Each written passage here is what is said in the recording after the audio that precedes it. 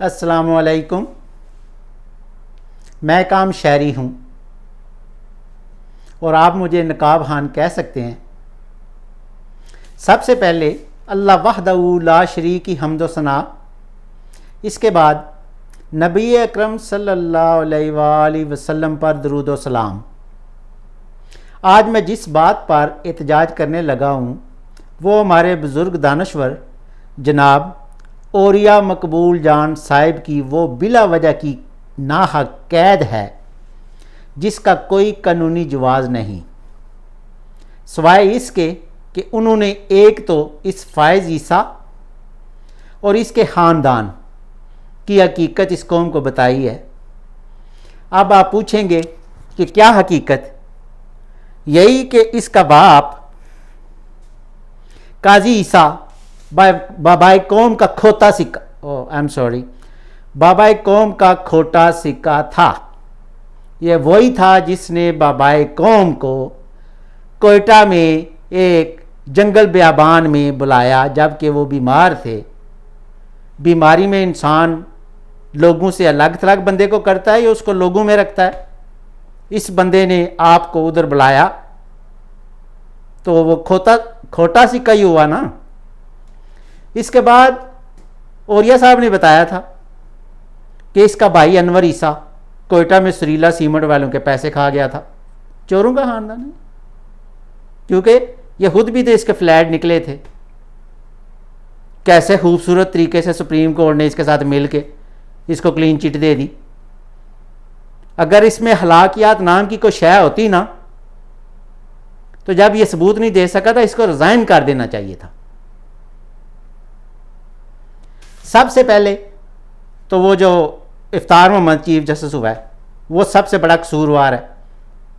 क्या वो इसको नहीं जानता था कि किस किस्म का ये घटिया इंसान है?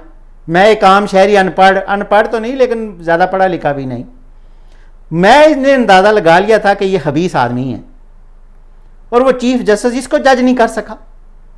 इसका मतलब उसने कर लिया था लेकिन वो भी बदनीयत था, इसलिए इसको बलोचिस्तान का डायरेक्ट चीफ जस्टिस लगा दिया था, बलोचिस्तान हाई कोर्ट का। इसके अलावा औरिया साहब ने इस फ़ायज़ ईसा के खिलाफ वो रेफरेंस भेजा हुआ है, तो इसको गुस्सा तो है, सही तो किया है ना, रेफरेंस तो बनता है ना। अब कोई नहीं करेगा तो कोई तो मुहिब वतन करेगा ना। वैसे भी वो कौन सा किसी से डरते हैं, मोमन आदमी है वो। इसके अलावा जो अक्लमंदी के मशवरे इंतज़ामिया को देते हैं कि ऐसा ना करो ऐसा हो जाएगा, मुल्क के हालात ख़राब हो जाएंगे, तुम्हारे बस में नहीं है ये, बजाय इसके कि उनके मशवरों से फ़ायदा उठाएं उल्टा उन पर केस बना दिया हुआ है। क्या आप लोगों की अक्ल घास चरने गई हुई है कि एक आम पाकिस्तानी को तो पता है कि वो आप लोग जो कर रहे हैं इसके क्या नुकसानात हैं, लेकिन आपको समझ नहीं आ रही, या आप अकल के दुश्मन हैं? और वो कहते हैं ना, अकल ना होवे तो मौजा ही मौजा, जे अकल होवे तो सोचा ही सोचा। और जो अपनी हद तक ये बात हो ना तो कोई मसला नहीं है, मौजा करें अगर अकल नहीं है तो। लेकिन यहाँ तो पूरे मुल्क का मसला है। ये तो क्या तुम्हारे बाप दादा ने ये मुल्क बनाया था? किसी का कोई कंट्रीब्यूशन है इसमें? जब किसी का कोई कंट्रीब्यूशन नहीं है तो तबाह करने वाले तुम कौन होते हो? तो उन्होंने जो किया वो बिल्कुल ठीक किया। अब ऊपर से इस मुल्क में हमारी बदकिस्मती ये है कि सुप्रीम कोर्ट में ये हबीस चीफ इंजस्टिस बैठ गए और उधर इस्लामाबाद हाई कोर्ट में वो दूसरा हबीस, इस्लामाबाद हाई कोर्ट का आमर फारूक चीफ इंजस्टिस, वो बैठा हुआ है। और तुम लोगों ने अल्लाह को जान नहीं देनी। इस रूए अर्ज पर जो सबसे ज्यादा इज्जत वाले पेशे हैं ये दो हैं। आप लोगों को ये मनसब मिले हैं बजाय इससे कि आप इंसाफ करें। अल्लाह की नज़र में भी सुर्ख रूह वो आप लोगों ने क्या क्या मतलब काम पकड़ा हुआ है? मरना नहीं है क्या? अक्ल के नाहन लो। और अगर आप चाहते हैं ना कि आपकी इज्जत की जाए, ये तो अब दफ़ा हो रहा है, ये फायज ईसा तो दफ़ा हो रहा है, इसकी इज्जत की बातें छोड़ो। ये अमर फरूक जो है या बाकी जो जस्टिस जो दुनिया को देख रहे हैं, दुनिया का माल कमा रहे हैं, अगर आप लोग चाहते हैं कि आप लोगों की इज्जत की जाए, लोग भी इज्जत करें, दुनिया में भी अच्छा नाम हो और अल्लाह के यहाँ भी आप सुरखरू हूं, तो बंदे तो पुत्र बनो, इंसान के बच्चे बने। जो कोई बंदा हक की बात करता है उसको पकड़ के बंद, बिला वजह के रिमांड। और कोई शर्म होती है, कोई या होती है? ख्वाजा आसफ के साथ बैठ के खाते पीते हो, उसके घर में तो शर्म या नहीं है कि जो आप लोग भी उसी डगर पे चल पड़े हैं। वो तो हबीस आदमी है, खानदानी हबीसों का है। इसका मतलब आप ही ऐसे ही हैं, इंसान के बच्चे बनो। मुल्क तबाह कर दिया आप लोगों ने। और वहां तो जब उनको कोई मुश्किल होती है तो उनकी नजरें तो आप पर होती हैं, अदालत पर होती हैं कि हमें यहां से कोई इंसाफ मिलेगा।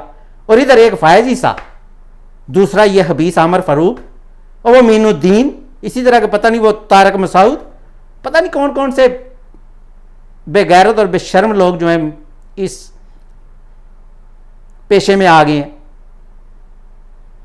अगर पढ़ लिख के चोरी चकारी करनी थी तो सीधे पढ़ने की क्या जरूरत थी, सीधे डाके जाके मारते।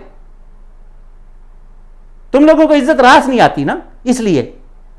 और ये साहब को रिहा करें, वो हमारे बुजुर्ग हैं, मुहिब्बे वतन है, मोमन आदमी है, उन्होंने किसी का कुछ नहीं बिगाड़ा। वो मुल्क और लोगों के लिए, हालांकि लोगों में आप भी आते हैं, सब के लिए वो अच्छा ही सोचते हैं, अच्छे मशवरे देते हैं। मशवरे लेने में कोई हर्ज नहीं होता। कोई मशवरा दे, सुनते हैं, गौर करते हैं, और जब हमें समझ आ रही है, जिसका मतलब आपको समझ नहीं आ रही, आपको समझ आ रही है, आप वैसे ही सब बदनीयत लोग हैं। एक बूढ़े आदमी को पकड़ के बंद किया हुआ है, कितनी औरतों को ना हक पकड़ के बंद किया हुआ है, और तुम्हारे घर में माएँ बहनें नहीं है। हमारी ये डिमांड है, इसका पता है मुझे कि इसका कोई असर तो आप लोगों पे नहीं होगा, लेकिन हमारी ये डिमांड है कि आप औरिया मकबूल जान साहब को रिहा करें। उन्होंने कुछ नहीं किया, कुछ गलत नहीं किया। ये मैं वैसे शायर तो नहीं हूं, लेकिन